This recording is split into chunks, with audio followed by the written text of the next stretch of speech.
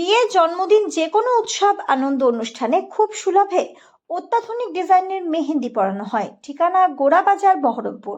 যোগাযোগের নম্বর 8617444283। আমাদের জেলার যিনি মুখ্য নির্বাচন আধিকারিক তিনার কাছে আমরা আমাদের জঙ্গিপুর সাংগঠনিক জেলার আমাদের সমস্ত বিধায়ক, আমাদের মন্ত্রী আখরুজ্জামান বিধায়ক, কানাই মণ্ডল বিধায়ক, বারেন বিশ্বাস বিধায়ক, আমিরুল ইসলাম এবং লালগোলা থেকে মোহাম্মদ আলী সাহেব এবং সুতির বিধায়কের প্রতিনিধি আছেন, সেই সঙ্গে আমাদের যুবর ওই প্রতিনিধি আছেন। সকলে আমরা মিলে আমরা মুখ্য নির্বাচন আধিকারিক আমাদের জেলা তিনার কাছে আমরা একটা প্রতিবেদন রাখলাম কি যে সমস্ত সমস্যা আমরা দেখছি, ইসিআই দিল্লিতে বসে তারা হুকুম ফরমান পাঠাচ্ছে, কিন্তু প্র্যাকটিক্যালি যে সমস্যা সেই সমস্যাগুলোকে আমরা বোঝাতে চেয়েছি মাধ্যম হিসাবে আমাদের জেলার নির্বাচন আধিকারিককে।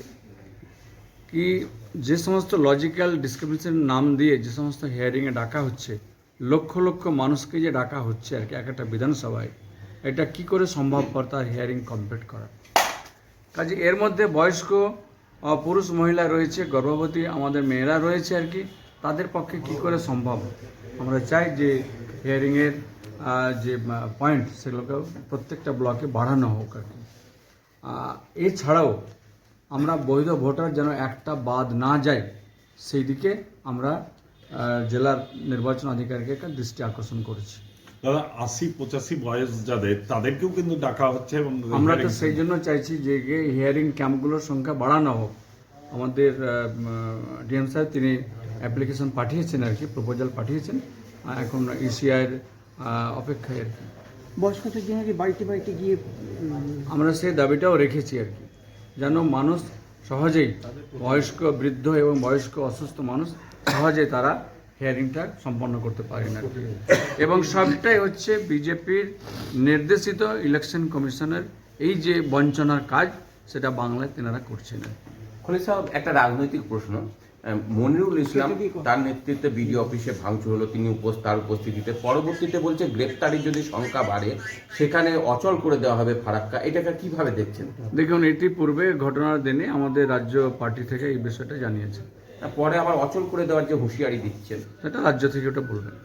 আমি এই বলি যে নির্বাচন কমিশন যেভাবে ভোটার তালিকা থেকে নাম বাদ দেওয়া চক্রান্ত করছে, যেদিন ফাইনাল ভোটার তালিকা প্রকাশ পাবে সেই দিন মানুষের যে ক্ষোভ বিস্ফোরণ, এখানে নির্বাচন কমিশন তার দায়িত্ব নেবেন? যদি বৈধ ভোটার বাদ যায়, বৈধ ভোটার বাদ যদি দেওয়া যে চক্রান্ত করছে এবং বাদ যদি যায় এক এক বিধানসভা থেকে 25, 30, 40, 50 হাজার, তো যে মানুষগুলো বৈধ ভোটার, এখানকার নাগরিক, তার বাপ ঠাকুরদার আমল থেকে এখানে বসবাস করছে, ভোট দিয়ে আসছে, বিজেপির চক্রান্ত নাম যদি বাদ যায়, ফাইনাল ভোটার লিস্ট যদি বেরোবে, সেদিন যে পরিস্থিতি তৈরি হবে তার জন্য তার দায়ভার কি নির্বাচন কমিশন নেবেন? এটা আমরা নির্বাচন কমিশন জানতে প্রশ্ন থাকুন। দেখুন, এই বিষয় নিয়ে আমরা রাজ্য পার্টির কাছে আমরা অনুমোদন সাপেক্ষে আমরা কোর্টে যাওয়ার জন্য আমরা প্রস্তুতি নিচ্ছি। খামখেয়ালিপনা, বিজেপির দালালি করা, এখানকার নির্বাচক মণ্ডলীকে হয়রানি করা, ভ্যালিড ভোটারকে ভোটার লিস্ট থেকে চক্রান্ত করে বাদ দেওয়ার যে প্রক্রিয়া নির্বাচন কমিশন চালু করেছেন, আমরা একাধিক তথ্য দিয়ে আমরা ডিএম সাহেব, যেহেতু আমাদের জেলা নির্বাচন আধিকারিক, ওনাকে বললাম যে এই জেলার বুক থেকে কোনো ভ্যালিড ভোটার যাতে নির্বাচন তালিকা থেকে বাদ না যায়। নির্বাচন কমিশন বিভিন্ন সময় বিভিন্ন রকম নির্দেশিকা জারি করছে, তারা তাদের নিজের নির্দেশিকার ওপর তার ঠিক থাকছে না, কাগজ কলমে নির্দেশিকা জারি করছে, কিন্তু তাদের যে পোর্টালটা, তাদের যখন ইলেকশন কমিশনের পোর্টালে, তারা কিন্তু সেগুলোকে কার্যকরী করছে না। নির্বাচন কমিশন সিদ্ধান্ত নিয়েছে যে বিজেপির দালালি করে তারা এখানে বিজেপিকে কিভাবে স্যাটিসফাইড করা যায় তারই চক্রান্তে লিপ্ত আছে। গতকাল রাতে নির্বাচন কমিশন একটা নোটিফিকেশন করে বলছে একসঙ্গে নাকি ফর্ম 7 যত বাঞ্চ একজন ব্যক্তি দিয়ে দিতে পারে।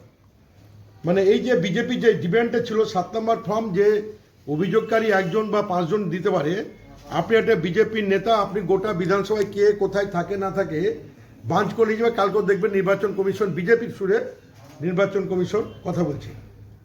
আমরা জেলার উনি আধিকারিক, ওনাকে বক্তব্য রাখলাম যে বিভিন্ন বিধানসভায়, কোনো বিধানসভায় 1 লক্ষর নিচে এই যে হিয়ারিংয়ে ডেকেছে, একটা ক্যাম্পে হচ্ছে, এই হিয়ারিং করা সম্ভব নয়। যতগুলো লোককে হিয়ারিংয়ে ডেকেছে নির্বাচন কমিশন, ততগুলো লোক নির্বাচন কমিশনের যতগুলো আধিকারিক আছে এই ইয়ারোরা, তারা কিন্তু সেটা করতে পারবে না। অ্যাকচুয়ালি নির্বাচন কমিশন বিজেপির হাতে তামাক খেয়ে এখানকার ভোটার লিস্টের নাম বাতিল করার চক্রান্তে লিপ্ত হয়েছে এবং আমি মনে করি যে একটা সম্প্রদায়কে টার্গেট নিয়েছে। বিজেপির নেতা শুভেন্দু অধিকারী যে ভাষায় কথা বলছে, দেশের স্বরাষ্ট্রমন্ত্রী যে ভাষায় কথা বলছে, দেশের প্রধানমন্ত্রী যেভাবে কথা বলছে বিজেপির নেতা হিসেবে, স্বরাষ্ট্রমন্ত্রী চেয়ারে বসে কথা বলছেন না, দেশের প্রধানমন্ত্রী তার চেয়ারে বসে কথা বলছেন না, তারা বিজেপির নেতা হিসেবে যে কথাগুলো বলছে, এই যে সিএ ক্যাম্পে কারা বেনিফিট হবে, এই যে মুর্শিদাবাদ, মালদা, এই জেলাগুলো, আমার বিধানসভায় 1,26,000 লোককে তার ডেকেছে এই হিয়ারিং করার জন্য। তো এদেরকে নাম বাদ দেওয়ার চক্রান্ত, এরা সিএ ক্যাম্পে যাওয়ার অধিকার নেই। 80% মুসলিম সম্প্রদায়ের মানুষ, অন্য সম্প্রদায় মুসলিম সম্প্রদায় বাদ দিয়ে তারা সিএ ক্যাম্পের মাধ্যমে তার নতুনভাবে ভোটার লিস্টের নাম তুলবে, দেশের নাগরিকত্ব পাবে।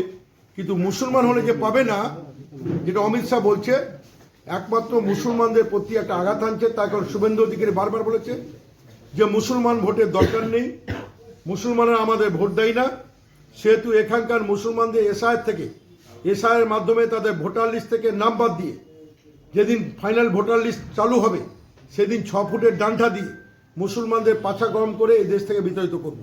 তো নির্বাচন কমিশন বিজেপির হাতে তামাক খেয়ে এখানকার মানুষকে যেভাবে তারা ব্যতিব্যস্ত করে তুলেছেন, আমরা জেলা শাসককে এবং জেলার যিনি নির্বাচন আধিকারিক, আমরা বললাম যে একটা ভ্যালিড ভোটার আপনি হিয়ারিং করছেন, সকালবেলা নোটিশ দিচ্ছেন। আমি যখন দেখেছি 2002 আর 2025, যেটা আপনি ম্যাপিং দিয়েছিলেন, ম্যাপিংয়ে যখন আমি প্রমাণ হয়ে গেছি, পাস করে গেছি, আপনি খসড়া ভোটার তালিকা প্রকাশ করেছেন। তো খসড়া প্রকাশ করার পরও আপনার এই যে হিয়ারিংয়ে ডাকা, এর বৈধতা কোথায় আছে, এটা আমাদের প্রশ্ন আছে। এবং যে নামগুলো আপনার বাদ গেছিল তাদের যদি আপনি হিয়ারিং করতেন, এই যেটা আপনাদের ভোটারটা খসড়া ভোটার তালিকায় যাদের নাম বাদ গেছিল তাদের হিয়ারিং করতে, কেন বাদ গেল তাদের প্রমাণ, যে তার ভোটার তালিকায় নাম তুলতো, সেটা না করে যেটা আপনি খসড়া ভোটার তালিকা থেকে আপনি এইভাবে হিয়ারিং করে করে ভোটার তালিকাতে নাম বাদ দেওয়ার যে চক্রান্ত, আমরা তৃণমূল কংগ্রেস মানব না, আমরা এটাকে মান্যতা দেব না। তার জন্য যতদূর যাওয়ার আমাদের সর্বোচ্চ নেতৃত্ব বারবার তারা বলছেন, আমাদের নেতৃত্বরা সেই ব্যাপারে এগোচ্ছেন। আমরা ডিএম সাহেবকে বললাম যে মুর্শিদাবাদ জেলার মানুষ যাতে এই বিজেপির চক্রান্তে নির্বাচন কমিশন যেভাবে বইছে, এই চক্রান্তের হাত থেকে আপনাকে রক্ষা করতে হবে।